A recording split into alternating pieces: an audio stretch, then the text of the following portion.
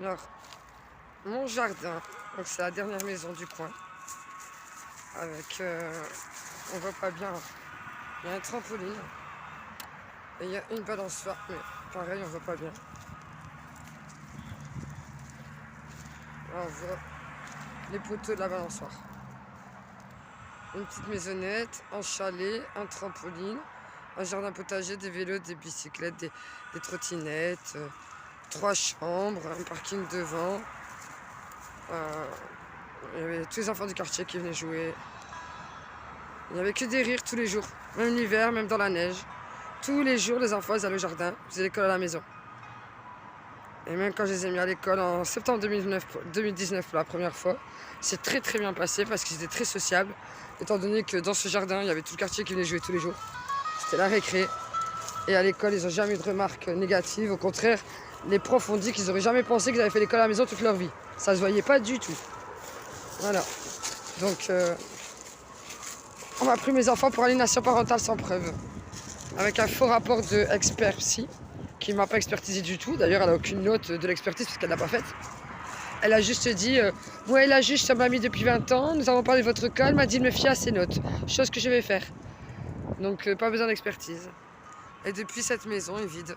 Ce chien n'a plus ses maîtres. Je suis une maman désenfantée, ça fait 2 ans. 2 ans. Roubaix, Tourcoing, Waterloo, TWR, Lumière.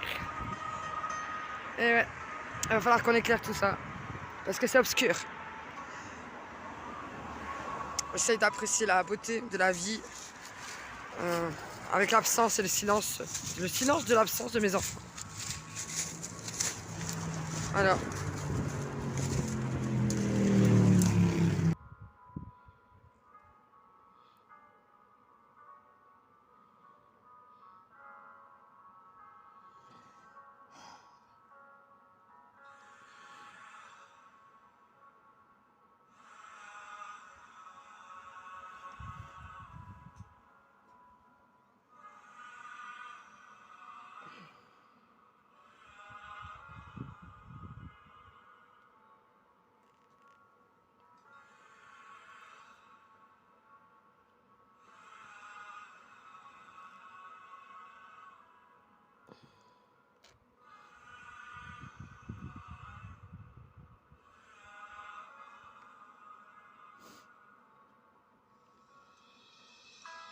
Je les aime très fort.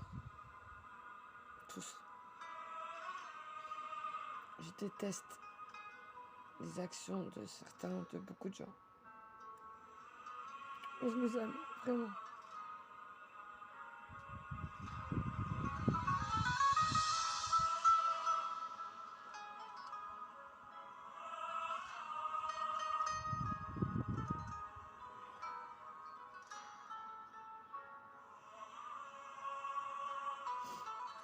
C'est mon plus grand modèle à moi, personnellement.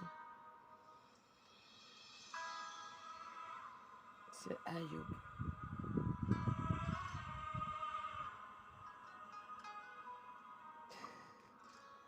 C'est mon préféré de toutes les histoires des prophètes.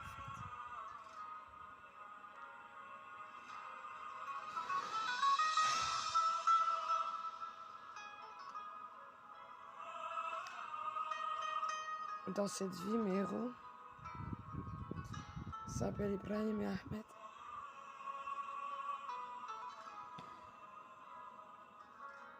Mes amis, ils sont sur Internet. C'est quand même mes amis. Ils sont pas imaginaires.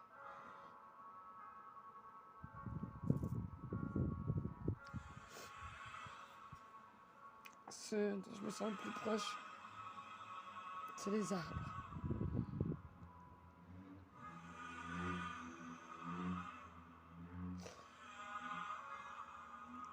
La personne que j'ai le plus détestée dans ma vie,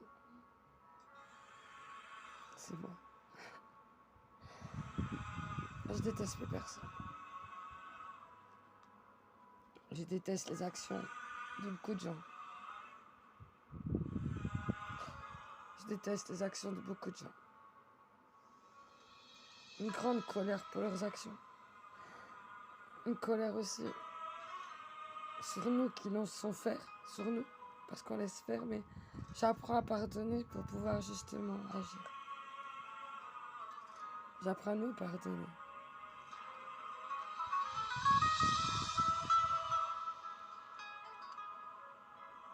Je ressens ces derniers temps un grand sentiment d'ambivalence. Entre une énorme tristesse et une forme de joie aussi. Une douleur, mais en même temps une forme de guérison.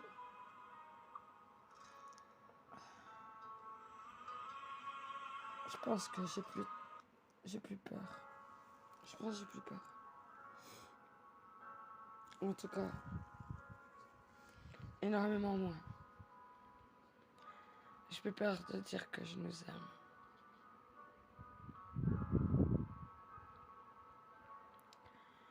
Et que l'autre est un autre moi, différent comme tout le monde. Et qu'il y a des gens que je préfère éviter. À cause de la toxicité. Il y en a que j'aime, il y en a que je suis indifférente.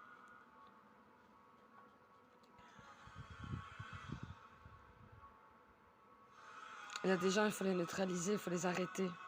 Vraiment. Il faut les enfermer dans des lieux où ils seront respectés. Justement, on leur apprendra le respect. Ils auront à manger, ils auront le confort. Ils n'auront pas le sadisme dont ils ont fait preuve, eux.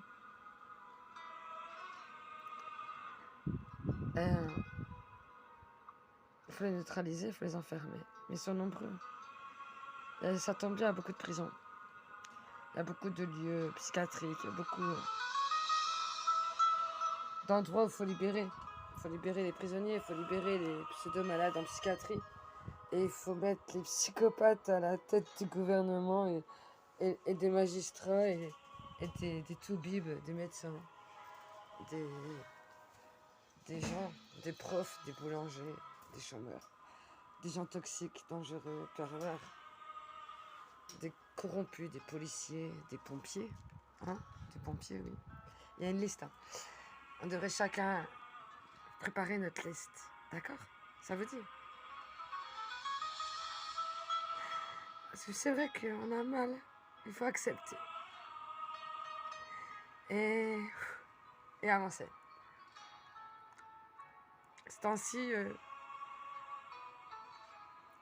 j'arrive à retrouver des moments de joie, des cours, souvent seul, mais tellement connecté avec tout le monde. Et c'est vrai que je suis une fille qui pleure beaucoup. Mais c'est pas un problème pour moi en fait, de pleurer.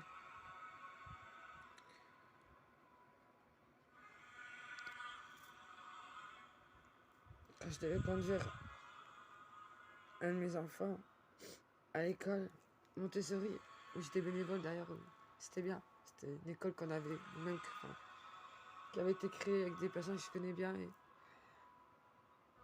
c'était sympa et j'avais mon bébé et mon petit garçon.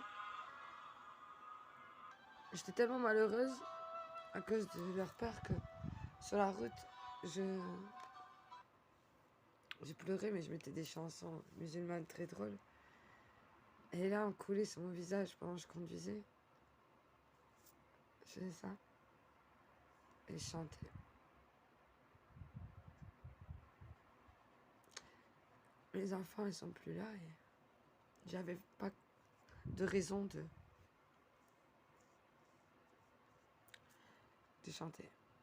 Et je pense à nous. Je pense à nos enfants qui, j'espère de tout cœur, des fois connaissent des moments de joie dans leur journée. Même si pour beaucoup, ils sont en dissociation, perturbés, pas vraiment possible de ressentir vraiment les émotions, mais ils en ont connu et ils vont reconnaître. On va tout faire pour et ça me permet de tenir. Avant, je trouvais ça déplacé de mettre de la musique ou de rire. Après, c'est pas toute la journée, hein. C'est quelques minutes par jour, mais je trouvais ça déplacé. Mais ça peut me faire du bien à moi. Et donc, à eux. Et à un grand nous. Je fais des efforts, en fait. Et c'est vrai que j'avais désactivé mon compte, je voulais tout arrêter, que j'ai pas fait arrêter. Je vois les choses juste différemment. Je vous vois différemment, je nous vois différemment. Ah putain, j'arrête pas de pleurer, c'est chaud. Et ça m'arrive souvent, les larmes qui coulent comme ça, à vélo, quand je marche. Je fais un repas, la vaisselle. Waouh, le ciel, il est magnifique. Sublime, un truc de malade. Vraiment, je pense pas qu'on puisse voir. C'est magnifique, c'est sublime. Là, en fait, il y a la lune qui éclaire les nuages. Et en vidéo, c'est pas pareil, mais en vrai, c'est génial. Et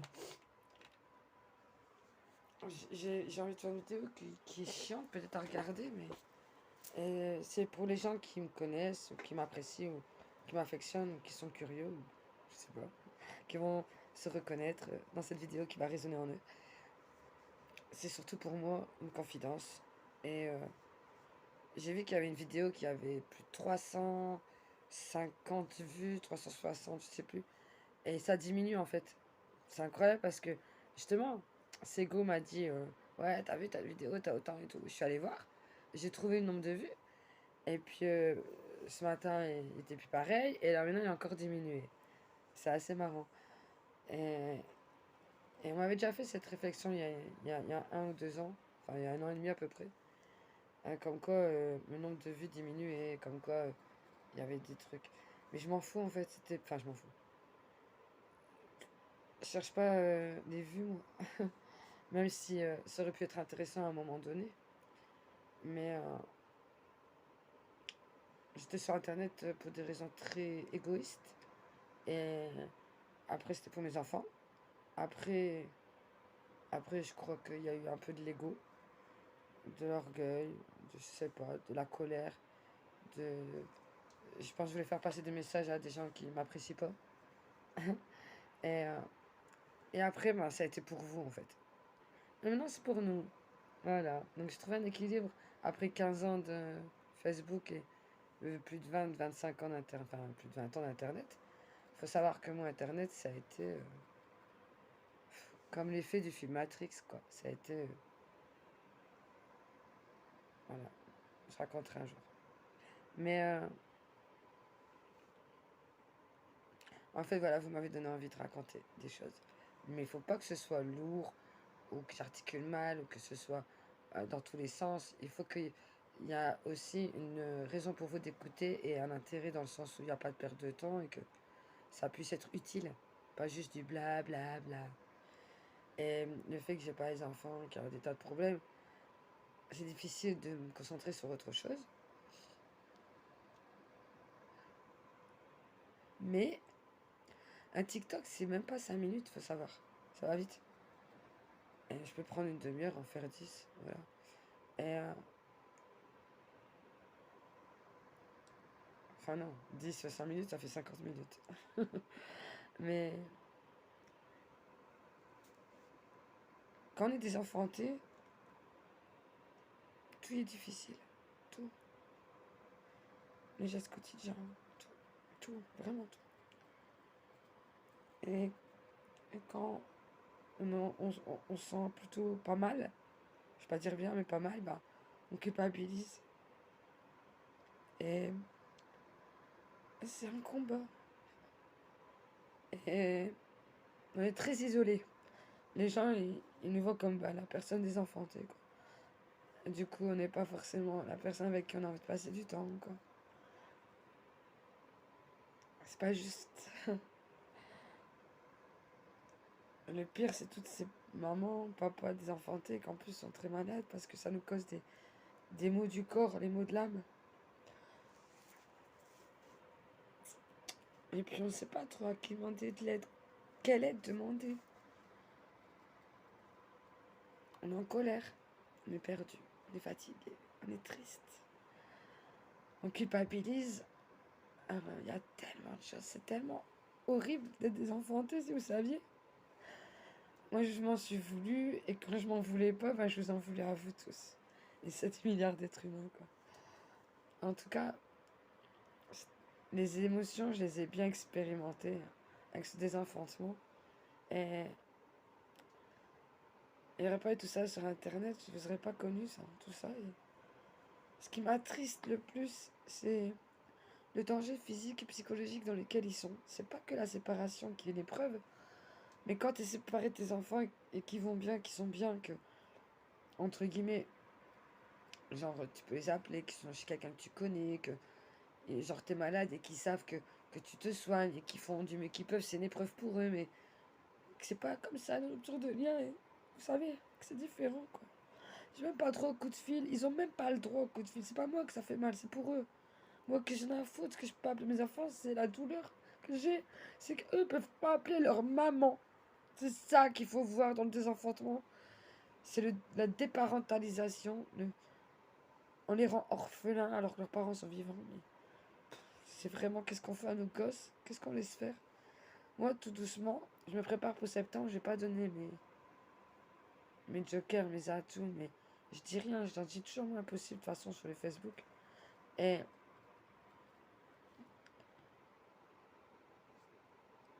je veux juste vous dire que c'est sûr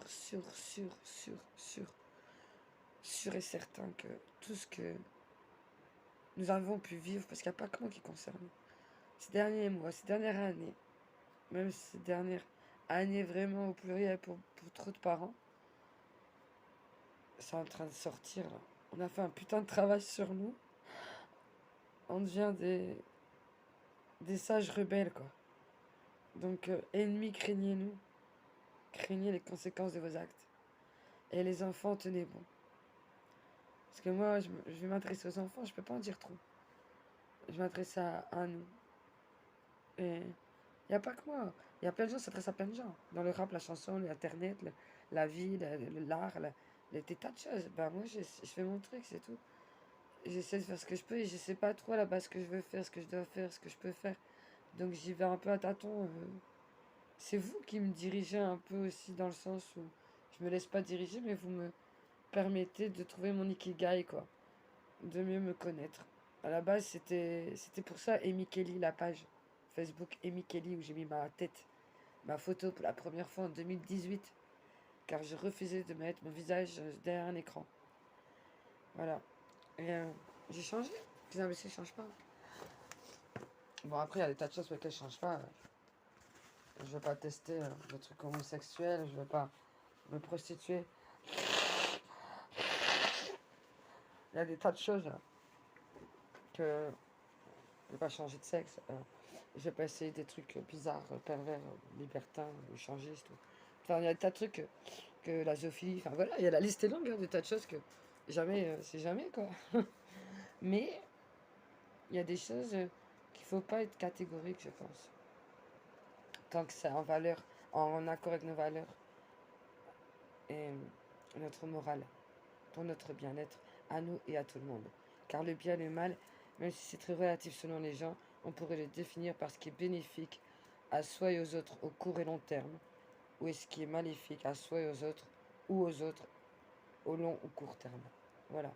C'est ça le bien et le mal. Je redis. Le bien, c'est ce qui est bénéfique à soi et ou aux autres au long et ou court terme. Ce qui est mal, c'est ce qui est maléfique à soi et ou aux autres au long et au court terme. Voilà, c'est vrai. Donc voilà, je pourrais faire des petites courtes vidéos de psychophilosophie. Je pourrais faire des tas de choses. J'ai commencé cette vidéo dans le silence, en vous regardant.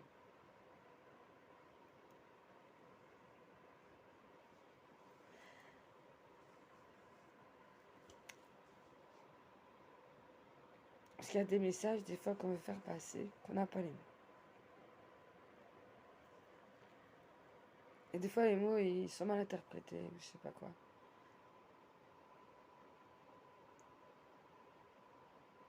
pourquoi j'ai commencé et j'ai fini cette vidéo dans le silence.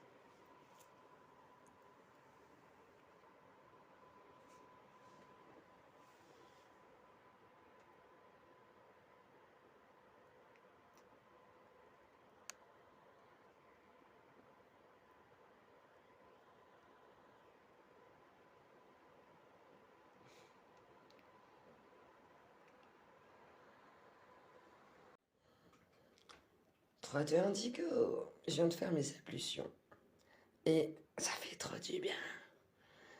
Quand j'ai voulu sortir de l'islam, parce que je suis revenu à ma source d'adoration initiale, que j'appelle toujours Allah, parce que j'adore Allah, parce que j'aime toutes les écritures, j'adore les lettres, le verbe. Je suis tombée amoureuse du verbe quand j'étais petite, mais vraiment amoureuse, à la folie, passionnément, obsessionnellement, à la folie, quoi. Et sérieux, je me suis mis à écrire toute petite. Et j'ai tout gardé les écrits, et là je me dis, ce serait temps vraiment, vraiment de m'y mettre à les lire. Et j'adore Allah, la source initiale de tout. Mais quand je suis sortie de l'islam dans lequel je m'étais mis au bout d'un moment, sans m'en rendre compte, par mimétisme aussi, et voilà quoi, bref. Et ben, j'ai un croyant en Allah un peu pervers narcissique et extérieur à moi. Et là, c'est devenu la cata. Et je me suis remis au Allah initial que j'ai toujours adoré depuis toujours, à qui je parle depuis toujours, et qui est en moi, qui est en tout. Donc j'ai une tendance animiste, parce que mon stylo s'appelait Kitty, mon journal il s'appelait L'amour. Pour moi, on ne peut pas maltraiter une pierre, un poteau, un objet, ou le bitume. On doit insulter rien. Et dès qu'on se plaint de quelque chose, qu'on insulte quelque chose, c'est qu'on n'est pas d'accord avec ce qui nous est prescrit, avec ce qu'on a choisi, parce que je pense qu'on a choisi d'être là, on s'est programmé une mission, quelque chose, peut-être pas une mission, mais un objectif, un but, un challenge, une expérience en tout cas. Et j'ai toujours dit depuis que je suis toute petite que je vis une expérience humaine dans une enveloppe charnelle. Une expérience spirituelle dans une enveloppe charnelle. Je suis un être spirituel dans une enveloppe charnelle qui mène une expérience terrestre, excusez-moi. Voilà, un être spirituel dans une enveloppe charnelle qui mène une expérience terrestre. Et il faut dire, je regardais beaucoup les routes du paradis. Et j'adorais la petite maison dans la prairie, c'est ce qui m'a forgé. Et ainsi que la Bible, les Bibles, les Testaments, les Anciens Testaments, les écritures, même en sanskrit, le taoïsme, le sikhisme, magnifique. Et l'islam, bien sûr, parce que dans l'islam, j'ai retrouvé tout ça. J'ai tout retrouvé dans l'islam, dans le Coran. Ikra bismi rabbika alladhi khalaq. Sabir isma rabbika al-a'la. Allazi khalaqa fasawwa. Walladhi qaddara fahada. والذي أرجع المرء فجعله غثاء أحوى سنقرئك فلا تنسى إلا ما شاء الله إنه يعلم الجر وما يخفى ونيسرك لليسرى فذكر النفس تكرى. Bref, j'adore le Coran. J'aime beaucoup la langue arabe, française, sanskrit, hébraïque. Les lettres hébraïques. Prière à Aleph. Prière à Bet. B comme bénir. Baraka. C'est bénir dans les autres langues, en hébreu, en arabe, avec un B. La Beit, la maison. Le B. Enfin bref. Je faisais mes ablutions et je me suis dit que c'est vraiment quelque chose qu'on retrouve dans toutes les spiritualités, les ablutions. Et l'hygiène, elle est dans toutes les spiritualités. En fait, les religions sont des tremplins, des invitations à la spiritualité, à un mode spirituel. C'est comme un mode alimentaire, il faut choisir celui qui te convient. Voilà. L'amour est la meilleure de toutes les croyances, religions et spiritualités. Le vrai amour, sans jugement, sans haine. Le contraire de l'amour, ce n'est pas la haine. La haine fait partie de l'amour, sachez-le. On ne peut pas haïr ce qu'on n'aime pas. C'est l'indifférence. C'est la peur. La peur est le contraire de l'amour. L'indifférence, c'est... Je sais pas. C'est l'indifférence. En tout cas, l'indifférence, c'est sûrement aussi un peu d'égoïsme. En tout cas, je nous aime, sincèrement. À la folie. C'est pour ça, des fois, j'ai la haine sur nous. Une haine de ouf. Mais j'ai pas peur. Contrairement à eux, nos adversaires qui ont choisi d'être mes adversaires. C'est eux qui ont voulu être mes ennemis. À la base, moi, tout ce qui est vivant est mon ami. Tout ce qui est vivant est mon ami. C'est pour ça que je dis j'ai pas d'amis à part une, Rachel. L'exception qui confirme la règle. Mais en tout cas, c'est la famille. Nous sommes une grande famille. Et dans notre famille, il y a des sales gosses, des pervers, des tordus. À cause de nous, et de nos ancêtres, et de notre société, à cause qu'on laisse faire. Les pervers, qui font vivre l'enfer, sur Terre. Il faut être humain pour sur Terre, mes sœurs et mes frères. Je manque pas d'air. Je suis pas bipolaire. Je suis vénère en colère. Des terres. Des commentaires. Bon allez, je vais me taire. Non, je suis trop émue pour me taire. J'étais trop peureuse pour m'exprimer. Maintenant, je suis amoureuse. Donc, je suis trop émue pour me taire. J'ai rien de mieux à faire que de dénoncer ces pervers. Donc voilà, c'est parti. Ouh! Une petite souris, je sais pas si vous pourrez la voir. Incroyable, elle est là-bas, tout en bas. Je suis pas toute seule. Et oui, j'ai un envahissement de souris qui sont là-dedans. Ils sont là-dedans, en fait. Voilà, bah c'est ça, hein, s'en aller. Quand on revient, on a des surprises. Bon, en tout cas, je nous aime. Et je fais les ablutions, je vous conseille de les faire. Et la prière à l'univers, au créateur de l'univers. On va être exaucé si on se met tous à prier comme il faut. Avec notre cœur, sincèrement, sans peur, ni rancœur. Je partagerai bientôt des prières, Inch'Allah, comme on dit, si nous le voulons. Je traduis comme ça, Inch'Allah. Moi, j'ai ma propre traduction du Coran qui est personnelle, unique. Et chacun doit avoir sa propre perception du monde unique. Et les points communs, c'est notre base. C'est la morale de base. Parce qu'il y a des points communs dans toutes ces croyances. Ne fais pas aux autres que tu veux pas qu'on te fasse. Sois avec les autres comme tu voudrais qu'on soit avec toi, etc., etc. C'est une base toute simple. Il faudrait plein d'éco-villages autonomes qui ressemblent à la petite maison dans la prairie. Sérieux. Bon, allez, c'est parti. 3D indigo.